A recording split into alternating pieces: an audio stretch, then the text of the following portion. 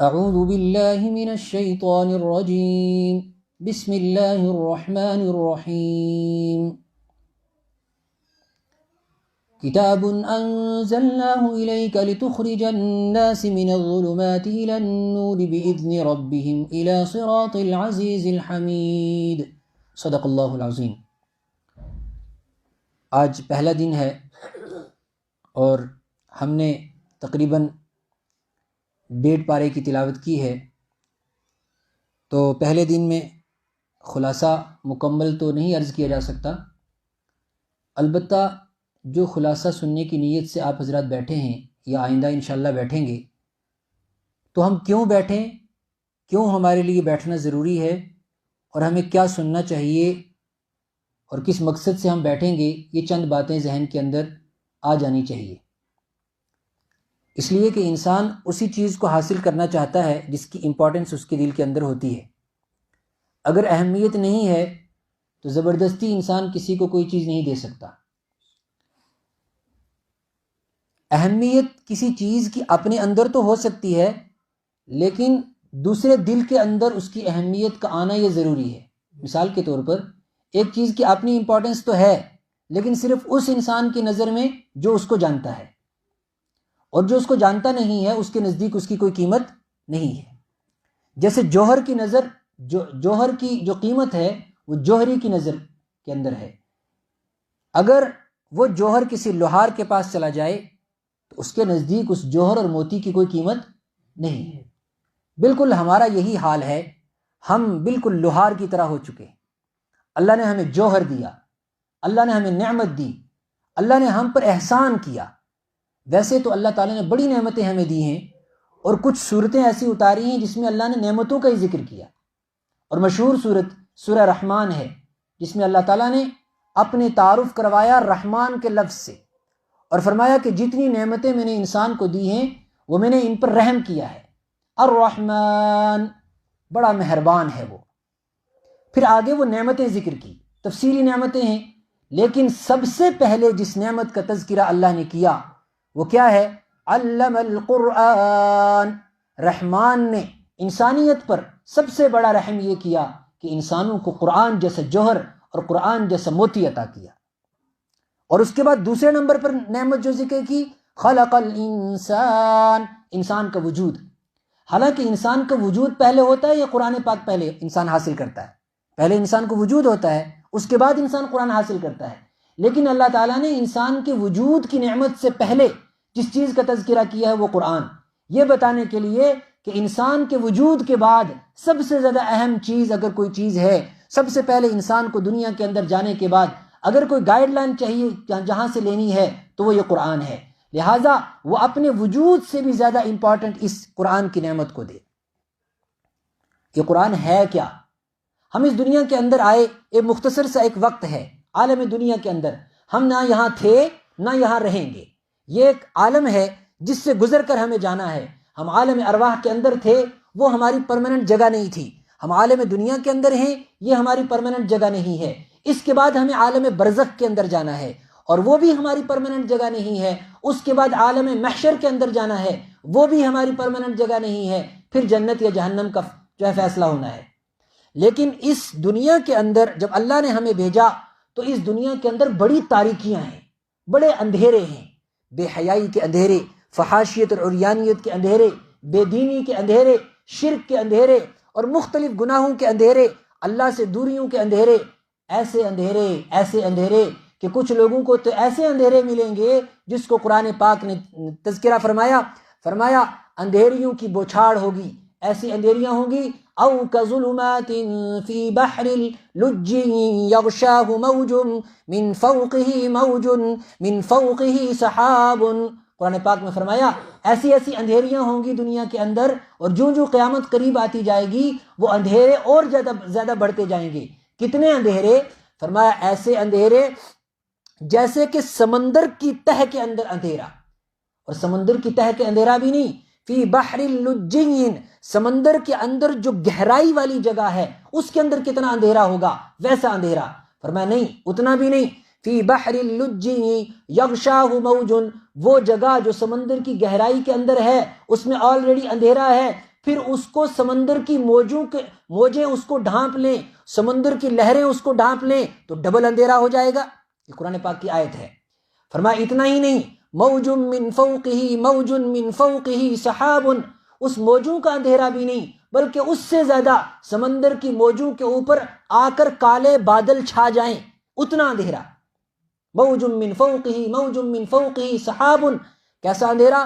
ظلمات بعضها فوق بعض، اندھیروں کے اوپر اندھیرے، اندھیروں کے اوپر اندھیرے۔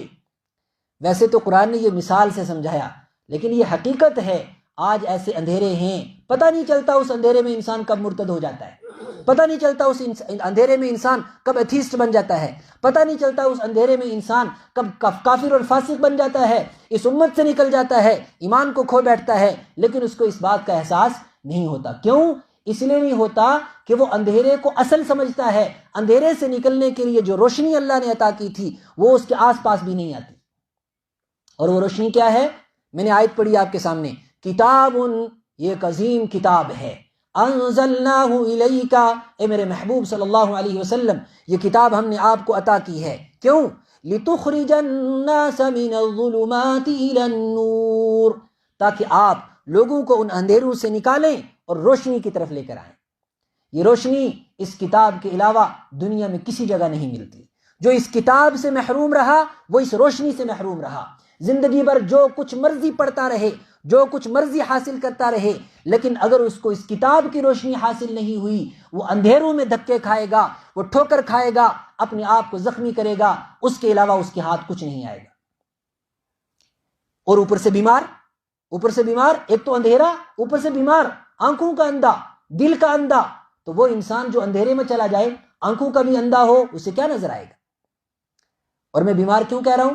اس لیے کہ اللہ تعالیٰ نے ساری انسانیت کو بیمار کہا ہے۔ اللہ تعالیٰ فرماتے ہیں ساری دنیا بیمار ہے۔ وَنُنَزِّلُ مِنَ الْقُرْآنِ مَا هُوَ شِفَاءٌ، ہم ان بیماروں کے لیے شفا اتار رہے ہیں۔ اور ساری دنیا اپنے اوپر ظلم کر رہی ہے، وَرَحْمَةٌ، اور اللہ تعالیٰ اس کتاب کو رحمت بنا کر اتار رہے ہیں۔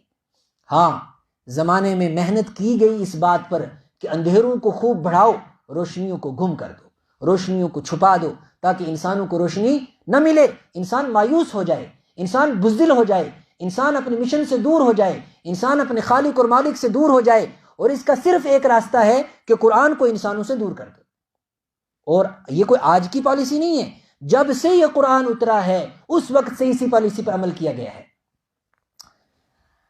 وقال الذین کفروا، کافر کہتے ہیں، لا تسمعوا لهذا القرآن، میں بس آج یہی عرض کروں گا کہ یہ قرآن کتنا امپورٹنٹ ہے ہمارے لیے۔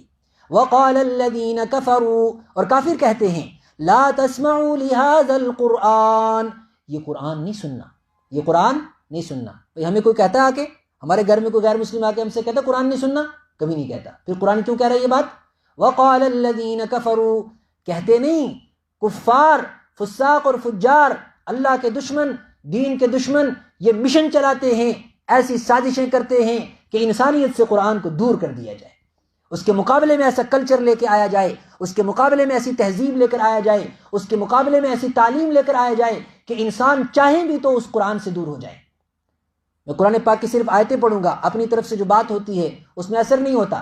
وقال الذین کفروا، کافروں نے یہ کمپین چلائی ہے، لا تسمعوا لهذا القرآن، یہ قرآن نہیں سننا۔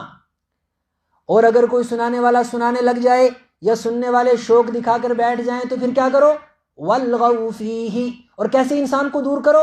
فرمایا ایسا کرو، ہنگامے کی چیزیں لے کر آؤ، شور شرابے کی چیزیں لے کر آؤ، اور ایسی چیزیں لے کر آؤ جو قرآن سے ہٹا کر انسانوں کو اپنی طرف اٹریکٹ کریں، اور میوزک کو عام کرو، گانے بجانے کو عام کرو، کلچر کے نام پر بے حیائی کو عام کرو، تاکہ دنیا اس کی طرف متوجہ ہو اور قرآن کو چھوڑ دے۔ وقال الذین کفروا لا تسمعوا لهذا القرآن والغوا فیہ، انہوں نے قرآن کے مقابلے میں ایسی تعلیمات کو کیوں پیش کیا؟ لعلکم تغلبون، تاکہ تم جیت جاؤ۔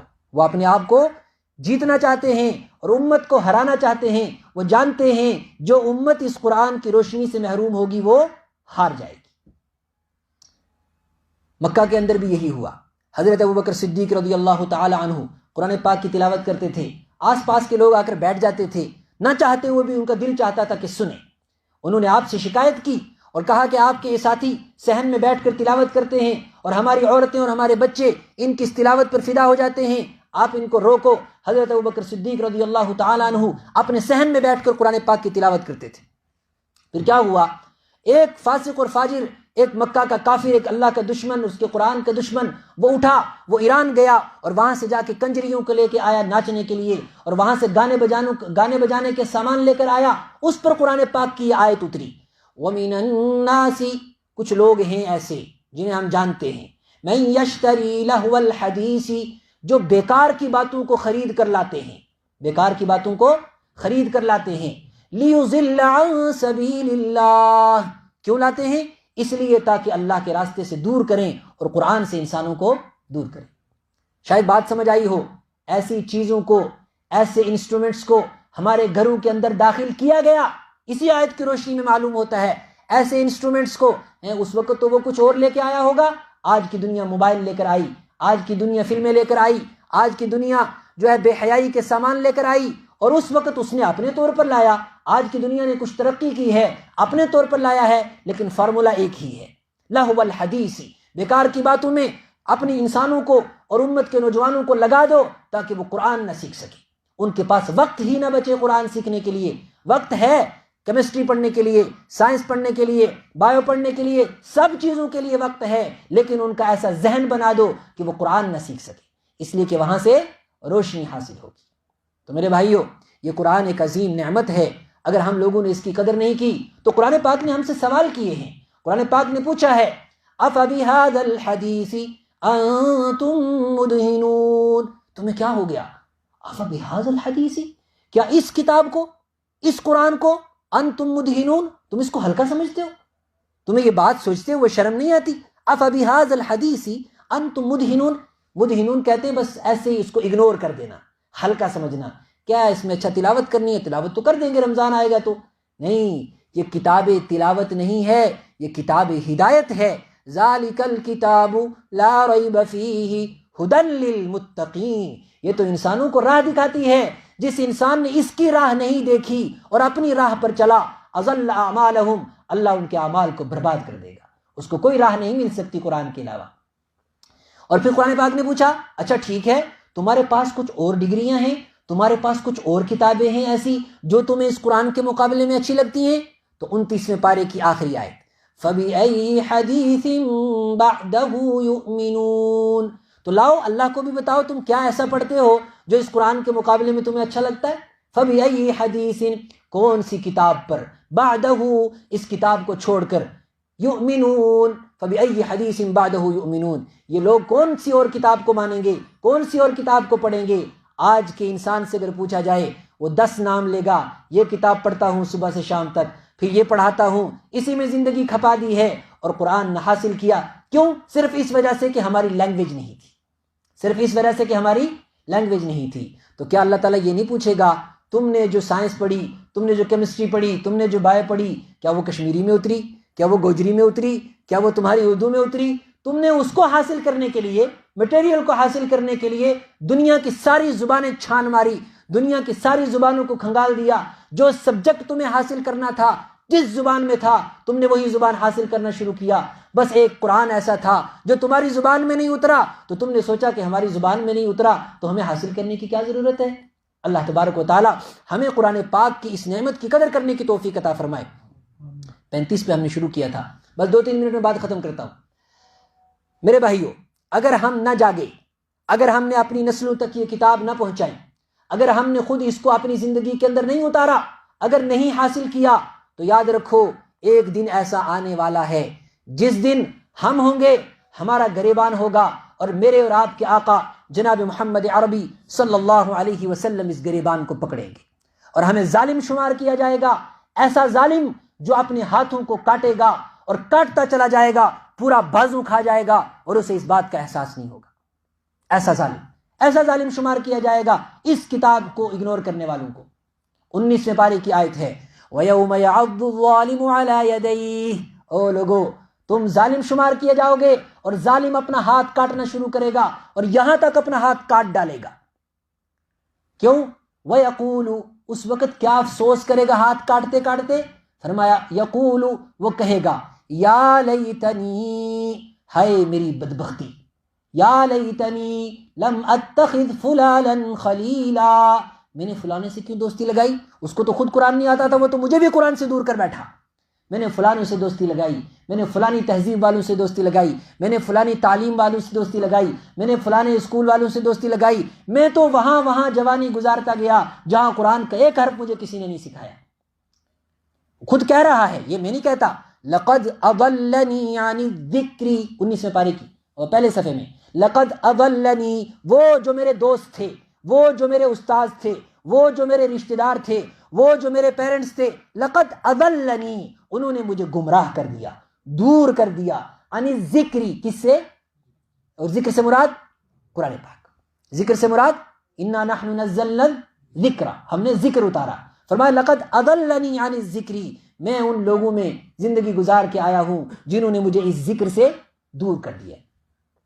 لقد اضلنی عن الذکر بعد اذ جاءنی وکان الشیطان للانسان خذولا، حقیقت یہ ہے کہ شیطان تو انسان کو رسوا کر بیٹھتا ہے۔ اگلی آیت جو مجھے آپ کو سنانی ہے وہ ہے وقال الرسول، اب آئیں گے رسول پاک صلی اللہ علیہ وسلم، جن کی سفارش کے ہم منتظر، جن کی سفارش کے ہم منتظر، پیاس نے پریشان کیا، حوض کوثر پر پانی پینے کے محتاج، ایک ایک قطرے کو ترستے ہوئے وہاں پہنچیں گے، اور ادھر رسول پاک صلی اللہ علیہ وسلم کھڑے ہیں، ادھر یہ قرآن کھڑا ہے، اور رسول پاک صلی اللہ علیہ وسلم کہہ رہے ہیں یا ربی، یا رب، آپ انداز دیکھیے کیا ہے، یا ربی، یہ شکایت بھی ہے، دراصل شکایت کے ساتھ ساتھ قرآن پاک کی اس آیت کا انداز بتاتا ہے کہ دکھ کا اظہار بھی ہے، دکھ کا اظہار بھی ہے۔ یا ربی، اے میرے رب، کون کہہ رہے ہیں؟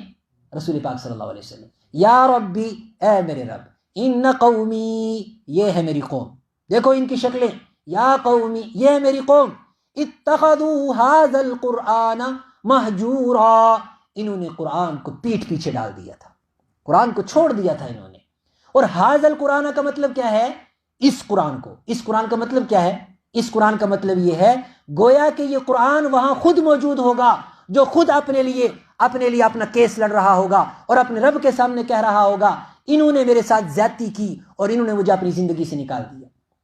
وقال الرسول یا ربی ان قوم اتخذوا هذا القرآن مہجورا، انہوں نے اس قرآن کو، اس کتاب کو پس پشت ڈال دیا۔ تو میرے بھائیوں، یہ باتیں چند میں نے عرض کی قرآن سے متعلق صرف اس لیے تاکہ ہمیں احساس ہو کہ ہم سے کون سی دولت چھٹی ہوئی ہے۔ ظاہر سی بات ہے کہ رمضان کے مہینے کے اندر 10 منٹ بیٹھ کر ہم قرآن نہیں سیکھ سکتے، لیکن کم سے کم ایک جذبہ اپنا بیدار کر سکتے ہیں کہ ہم سے کیا چھٹا ہوا ہے اور ہمیں کیسے کچھ نہ کچھ کر کے اپنی نسلوں تک، اگر خود کی عمر نکل گئی نہیں سیکھ سکتے، کم سے کم آئندہ آنے والی نسلوں تک اس قرآن کی روح کو پہنچایا جائے، اس لیے کہ آئندہ آنے والے زمانے میں جو قرآن سے محروم ہوگا وہ ایمان سے محروم ہوگا، ایمان سے محروم ہوگا۔ اللہ تبارک و تعالی ہمیں بھی قرآن پاک کو سمجھنے کی توفیق عطا فرمائے اور ہماری نسلوں کو بھی قرآن پاک سمجھنے کی توفیق عطا فرمائے۔ ترتیب یہ رہے گی کہ مختصر اوقات کے اندر، ایک تو صبح کے وقت میں انشاءاللہ کچھ سلیکٹڈ صورت جو ہے ہم کریں گے تھوڑی 10 منٹ کے لیے، اور اگر ممکن ہوا تو اس وقت جو ہم پارہ پڑھیں گے اس کی متعدد کچھ آیتیں، ان کا خلاصہ اور ان کا ایک عمومی پیغام ذکر کر دیا جائے گا۔ اللہ تبارک